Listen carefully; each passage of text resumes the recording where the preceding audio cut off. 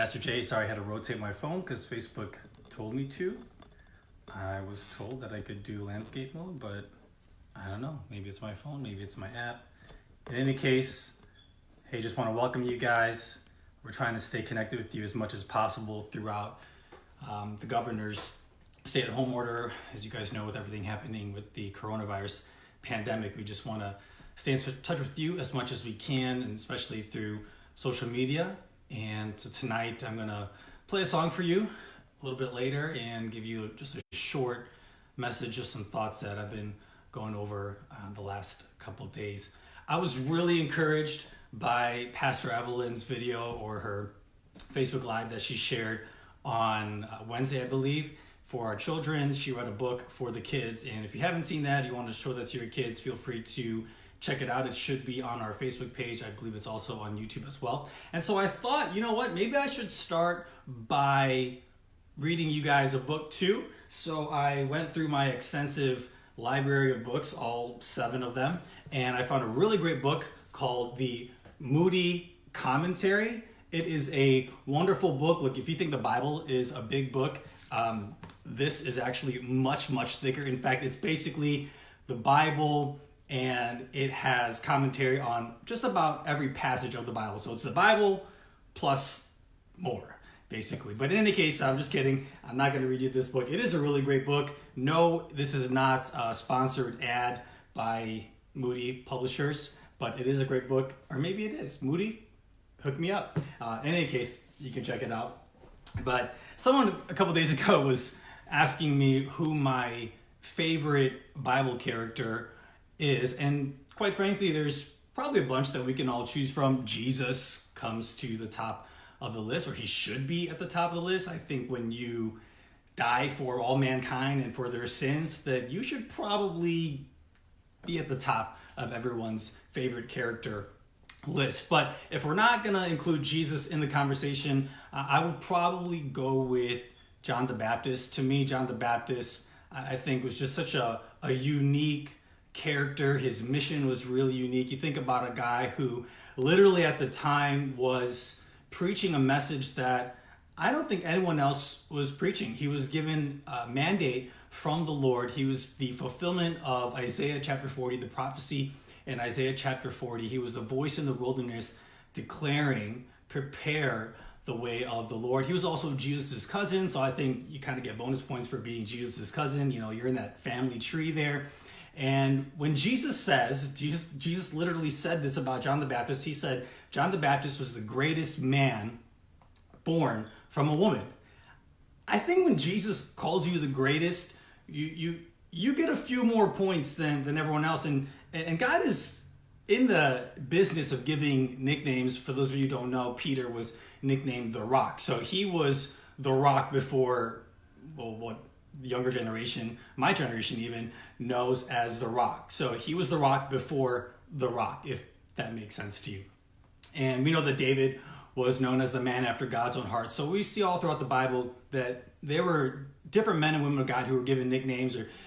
But to me, when Jesus says you're the greatest, that to me puts you at the top of the list. And I've always been drawn to greatness. I'm a big sports fan. I love basketball in particular, and so of course I'm drawn to the greatest, who is Michael Jordan. Sorry, LeBron James fans, you're not quite there yet, okay? In football, Tom Brady, I believe, is the greatest quarterback, and so I'm drawn to greatness. I think that's probably the reason why I'm drawn to my wife, because she's the greatest wife and she's the greatest mom. Now, I do mean that, but listen, okay, restaurants are barely open and we're not going out for takeout. So because she's the only cook in the house, I got to be extra nice to her. She's the greatest wife. She's the greatest mom. Mom, you're also up there too. I love you, Mom. Shout out to you, Mom. Love you. And going back now to John the Baptist, he was the greatest born of a woman. And so when I think about that, and I think about his mission, I think about a passage like John chapter 1 where the Pharisees go out and they see him and they see the crowds that gather around him, and he's responding to them. They're coming, they're asking him questions, and he's going face to face with the leaders of that day, the religious leaders of that day. And you see his boldness. You see how he's a guy who wore camel skins. He ate locusts. He was just a different guy, but he preached with such authority that crowds would gather. Crowds would literally flock to him to hear his message. And then you see the authority, but then you also see the humility where he outright says, guys, I get it that you're here, but I'm not the one. You came out to see me, but I'm pointing to someone else who is greater than me. And you see the humility in John the Baptist, and you take those things together. It's really interesting then in Matthew chapter 11, when we see him in a moment of weakness. In Matthew chapter 11, John the Baptist is in prison. He's put in prison by Herod, and he sends a couple disciples out to Jesus, and he says to them, ask Jesus, are you the one? I've spent my whole life, my entire existence, I've pointed to you. My entire being has been pointing to you as you are the Messiah. But here in the prison, he's all of a sudden, he's kind of rethinking things. It seems like in a moment of weakness, in a moment of doubt, he's saying, are you really the one? So we come to that word, doubt. And I think if we're all being honest, we probably all feel that, especially in a time like this when we're already going through our own trials, our own individual trials. And now you see what's happening with this pandemic. You see how it's affecting loved ones. You probably know people who are sick, who've been affected by this. Maybe you've been affected by this. Maybe you've lost your job. Maybe you're looking for work. And there's so much uncertainty and there's so much doubt. And I think at the core of all that is really the enemy trying to get us to question God. And I think Matthew 11 is a really important passage because you see the greatest born of a woman questioning. You see him in a different light. You see him with doubt. And I think about myself. I think about my family.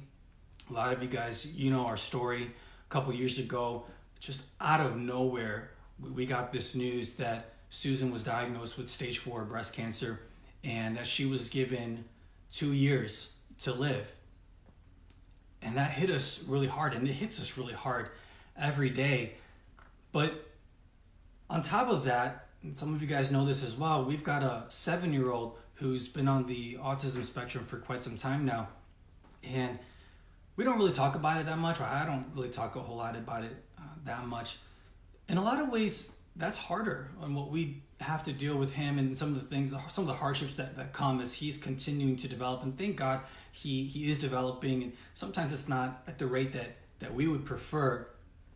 But there's a lot of hardships that come with that. And I think for me specifically, I'll just speak for myself, the combination of going through those two things at the exact same time, going through what we're going through with Susan and going through what we're going through with Jack and all of the difficulties that come with that. And there's really so many that I don't have time to list all of them. But just something like thinking, is he always going to be this way? Are there things that he's never going to be able to do? Will he ever get to play basketball? Will I ever get to play basketball with my oldest son? I mean, these are things that I think about. And the combination of two heavy weights on top of me, on my shoulders, can really lead me to a moment of doubt, or can really lead me to a place of doubt where I begin to question God's goodness. And I think that's what the enemy would really want us to do in a time like this, when we're already going through things, and then on top of it, you see this pandemic has come out and it's affecting all of us in so many different ways, and there's so much uncertainty, and we just don't know what's going to happen. And I think about the very first temptation when Satan came as a serpent to tempt Eve.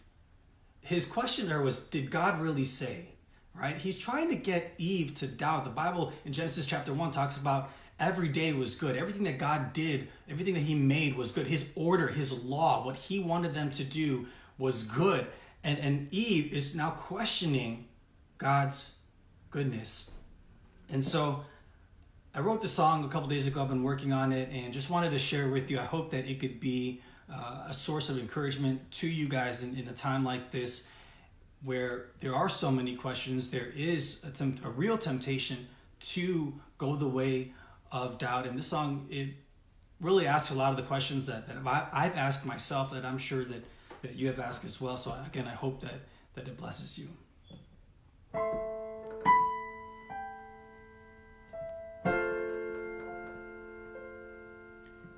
And all around there exist the tears from trials, as trials persist. And where is God in all of this?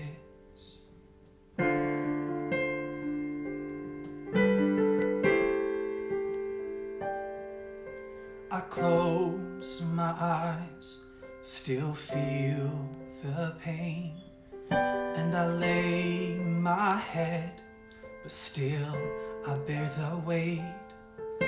With no escape, could God ever be late?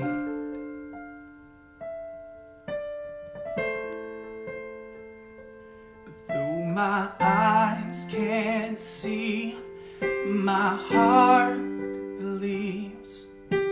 Jesus, you are good to me.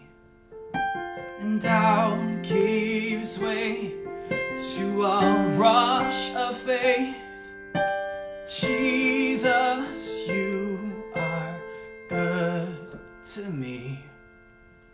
You are always good to me.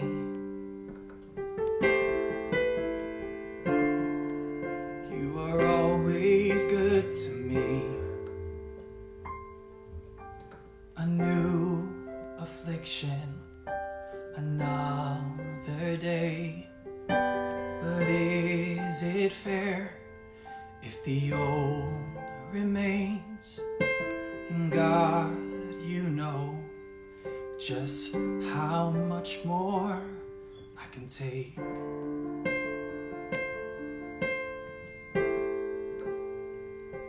But though my eyes can't see, my heart believes that Jesus, you are good to me. And fear gives way as you pour out grace. Jesus, you are good to me. You are always good to me. You are always good to me. Who you are isn't subject to my emotions. Who you are isn't subject to my situation. Who am I to tell you right from wrong when you created me, not the other way around? Though my eyes can't see, my heart believes that Jesus, you are good to me. Should the doubt sustain, it will not hinder my praise, 'cause Jesus, you are good to me.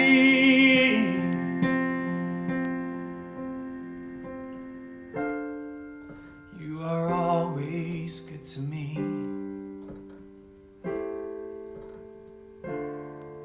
You are always good to me. You are always good to me. Father, I thank you that even in the storm, you're real. Even if we don't feel you, even when I don't feel you, you're here, you're present. You're a strong tower, you're a refuge.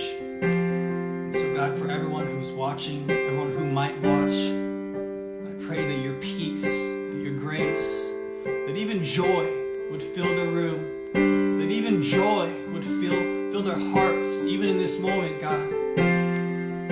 Even in moments of doubts, in moments of weakness, we lift our eyes to you. We will not let it hinder our praise, God, because you are worthy in every season, in every circumstance, in every situation, God. Our hearts say, our lips will proclaim that you are worthy to be praised. And we thank you that you are the friend who sticks closer than a brother. We pray these things. We bless your name. In your name we pray. Amen and amen. You know, my favorite part about Matthew 11 is John the Baptist sends his disciples out to say, hey, Jesus, I'm doubting. I need to know, are you real? My favorite part is verse 4. Just two simple words. It says, Jesus replied. And so I want to encourage you guys tonight, tomorrow, and the days to come, in moments when you doubt, call upon the Lord. 1 Peter says, cast your cares on him because he cares for you. Call on him, and I know that he will reply to you. God bless you. I love you all.